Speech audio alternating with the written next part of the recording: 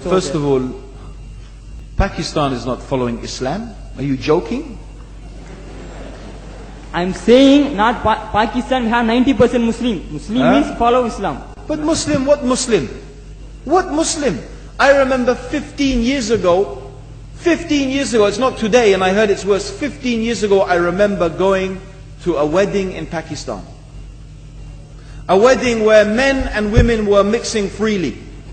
Where the bride was dancing on the stage with all the male members of the family dancing on the stage. I am sure somewhere around, we probably hidden in a corner then, but I hear now it's open drinking alcohol. What Muslim are we talking about? This was 15 years ago. Now I hear it's even worse. Oh yes, they're Islam. When the bride and the groom are walking to the car, they're holding the Quran over their head for blessing. That Islam? That's not Islam. What Islam is that? That's exactly the thing I'm talking about.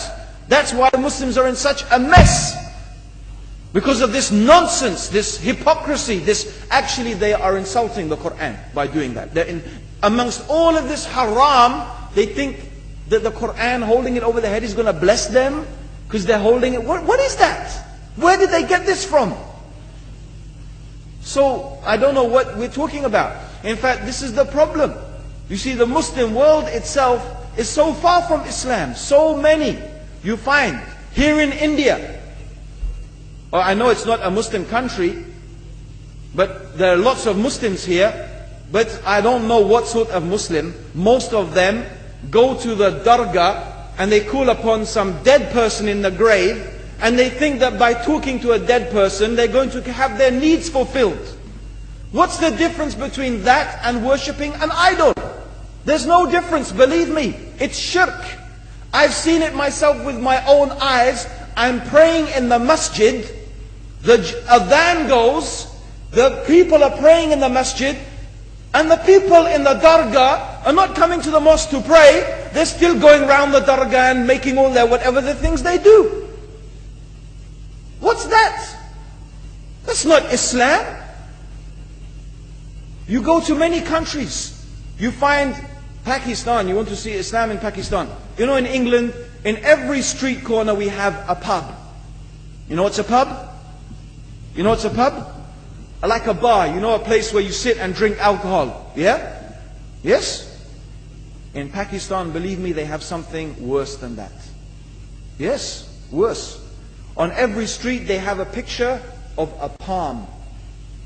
Everywhere you see it, hanging from the windows. They have the picture of a palm. What's that advertising? Something worse than drinking alcohol. An invitation to disbelieve in Allah. That they're going to read your hand and tell your fortune. Shirk. It's shirk. Whoever believed, the Prophet said, sallallahu alaihi wasallam, whoever visits a fortune teller out of curiosity, Allah will not accept their prayers for 40 days.